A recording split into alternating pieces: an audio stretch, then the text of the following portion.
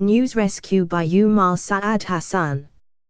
After Gov. Godwin Obaseki of Edo State announced that the governors of the 36 states had resolved to donate $1 billion out of the excess crude account to the Buhari administration for it to fight the Boko Haram insurgency, either one of two things was bound to happen. Either Buhari and his loyalists blame Jonathan and the PDP for making the war very expensive instead of telling us how the funds were going to be spent, or they will try to justify what is practically unjustifiable. They chose the latter.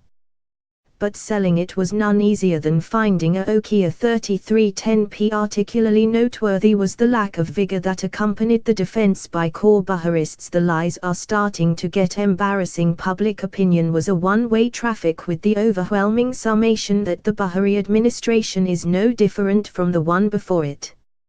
Vice President Yemi Osinbajo understood the damage done and moved to mitigate it by telling us the funds were not meant for the war on Boko Haram alone, but also for security issues in all the states. That hasn't seemed to have done much good. Rather, what it has only proven is that even the government is starting to find its own lies ridiculous. One thing is obvious, however: every narrative from who should know, including Osinbajo's, places Boko Haram at the forefront. The same Boko Haram Buhari promised to squash within 2 months if voted president, and the very same Boko Haram he has come out to say is defeated. The Boko Haram sect currently has no captured territories or camps, and that technically implies the bulk of the work would revolve round sourcing intelligence. The government certainly doesn't intend to install CCTV cameras everywhere in the northeast, so even $250 million is too much for that. Osinbajo's damage control could come much cleaner.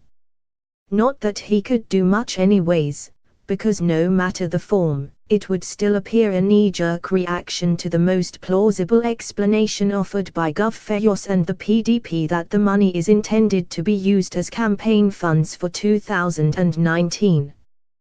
The government will not yield to the many calls for a breakdown of how the money would be utilized, because it is not being honest with us. A government that prides itself on earmarking record-breaking sums for capital expenditure but still can't boast half what the government we changed could at this stage. One that still won't let us know why President Buhari said there was no absolute when the Swiss government is about to send us the latest installment of $321 million. Interestingly, the $1 billion donation provided an insight into why President Buhari is not serious about looking into why some states still owed 6-month salaries despite the Paris Club refunds. He turned a blind eye when the Bauchi state governor went as far as saying he wasn't obligated to pay wages owed civil servants with the funds. Perhaps PMB recognized they were going to be quite useful. When I compare the Buhari we thought we knew to the Buhari we now actually know, I can't help labeling him the biggest scam ever pulled.